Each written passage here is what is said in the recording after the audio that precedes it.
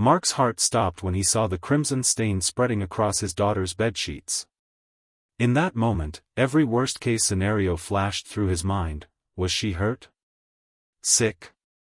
Dying? What he discovered next would change everything he thought he knew about being a father. If you're enjoying this story, please hit that like button and subscribe to our channel for more emotional family journeys that will touch your heart. The morning had started like any other in the Wilson household. Mark had woken at 5:30 a.m., brewing coffee in the kitchen while reviewing his mental checklist for the day. Since losing his wife Claire to cancer 3 years ago, these quiet morning moments had become sacred, his time to gather strength before facing another day as both mom and dad to 12-year-old Lily.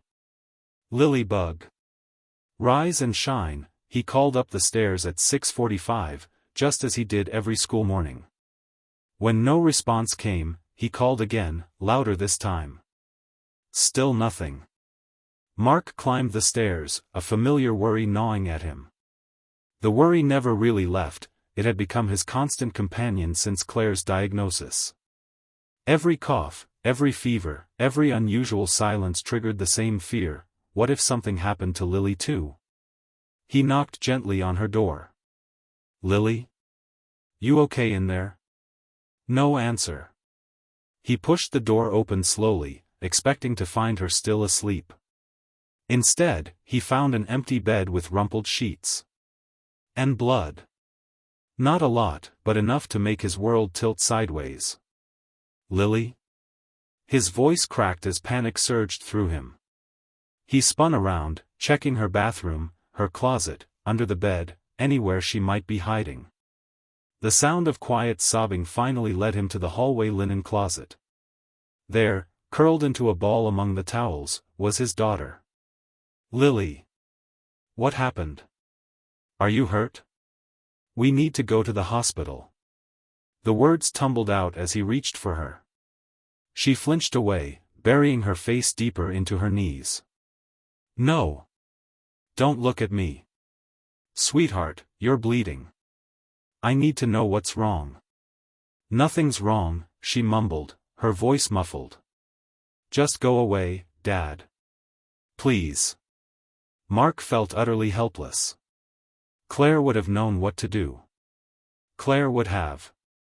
And then it hit him. The blood. Lily's age. Her embarrassment. Oh. Mark sat down heavily on the hallway floor, his back against the wall opposite the closet. He'd known this day would come eventually, but somehow he'd never actually prepared for it. Claire was supposed to be here for this. They'd talked about it, back when they thought they had all the time in the world. You handle the driving lessons, she'd joked, I'll handle the period talks. But Claire wasn't here. It was just him. Lily, he said softly, did you start your period? The sobbing intensified, and he took that as confirmation. It's okay, sweetheart. It's completely normal. Nothing to be embarrassed about. I ruined my sheets, she cried. And my pajamas. And I don't know what to do. Mark took a deep breath. I don't know exactly what to do either, he admitted. But we'll figure it out together, okay? That's what Dad and Lily do. We figure things out. Slowly, Lily's tear-streaked face emerged from behind her knees. Mom was supposed to help me with this stuff. The words pierced Mark's heart. I know, Bug. I miss her too. Every single day. He swallowed hard. But I promise you, I'm going to do my best. Can you give me a chance? After a moment, Lily nodded. First things first, Mark said, standing up and offering his hand. Let's get you cleaned up, and then I'll run to the store. We'll be late for school and work today, and that's perfectly fine. The trip to the pharmacy was an education in itself. Mark stood bewildered in the feminine hygiene aisle, staring at the overwhelming array of products. Wings? No wings? Light?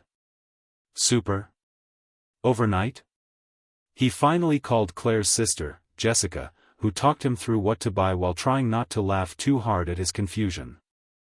When he returned home with 3 different types of pads, a heating pad, chocolate, and a bouquet of daisies, Lily's favorite, he found his daughter curled up on the couch in fresh clothes, looking miserable. "Special delivery," he announced, setting the flowers in front of her. "What are these for?" she asked, surprised.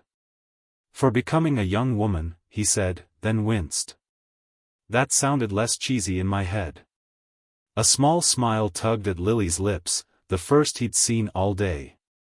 That evening, after an impromptu period party, Jessica's suggestion, consisting of ice cream for dinner and a marathon of Lily's favorite movies, Mark tucked his daughter into bed in the guest room while her sheets were being washed.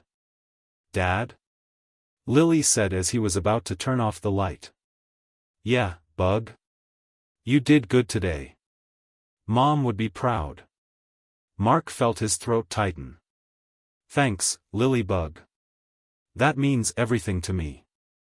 As the weeks passed, Mark educated himself. He read books, joined online forums for single dads, and had long conversations with Jessica. He learned about tracking cycles and managing symptoms. He stocked the bathroom cabinet with supplies and kept emergency pads in his car, Lily's backpack, and even his own work bag. But the journey wasn't always smooth. There was the disastrous shopping trip when Mark loudly asked a female store employee about tampon recommendations, mortifying Lily. There was the school dance Lily almost missed because of cramps, until Mark researched remedies and found a solution that worked for her. There were the mood swings that left them both in tears some nights, missing Claire more than ever. 6 months after that first morning, Mark was folding laundry when he found a note tucked into his sock drawer. "Dad, I know this wasn't in your parenting plan, but thanks for being there anyway. You're doing great. Love, Lily." He sat on the edge of his bed, holding the note, remembering the man he'd been that morning, frozen in fear at the sight of blood, certain he couldn't handle whatever challenge lay ahead. How far they'd come since then.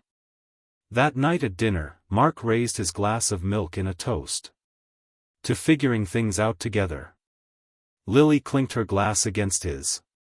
To figuring things out together. Later, as Mark stood in the doorway of Lily's room watching her sleep, he thought about all the challenges still ahead: dating, driving, college applications, heartbreaks. There would be more moments that would leave him frozen, more times when he wouldn't know what to do. But he'd learned something important: being a good parent wasn't about having all the answers. It was about being willing to find them, together.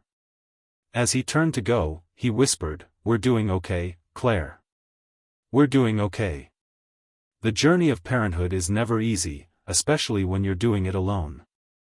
But sometimes, the moments that terrify us most become the ones that help us grow.